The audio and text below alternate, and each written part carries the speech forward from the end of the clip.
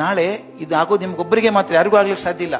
ನಿಮ್ಗೆ 55 ವರ್ಷ ಆಗಿರ್ತದೆ, ತರಕಾರಿ ತಗೊಂಡು ಫುಟ್ಪಾತ್ ನಲ್ಲಿ ಹೋಗ್ತಿರ್ತೀರಿ, ಒಂದ್ ದೊಡ್ಡ ಕಾರ್ ಬಂದು ನಿಂದಿರ್ತದೆ, ಮಗ ದೊಡ್ಡ ಕಾರ್ ಬಂದು ನಿಂದಿರ್ತದೆ, ಯಾವ್ದಪ್ಪ ಇದು ಅಂತೀರಿ ನೀವು.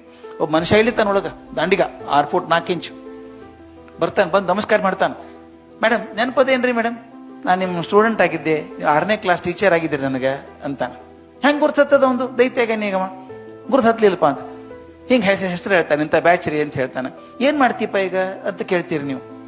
ಕಲ್ಪನೆ ಮಾಡ್ಕೋರಿ. ಹಂಗೆ ಹೇಳಿದಾಗಮ್ಮ, ಮೇಡಮ್ ನಾನೀಗ ಉತ್ತರ ಪ್ರದೇಶ್ ಗವರ್ನರ್ ಆಗೀನಿ ಅಂತ. Governor of Uttar Pradesh ಅನ್ಸಂಗಿಲ್ಲ, governor of Uttar Pradesh ಅದು ಬಂದು ಕಾಲು ಮುಟ್ಟಿ ನಮಸ್ಕಾರ ಮಾಡ್ತಾನೆ.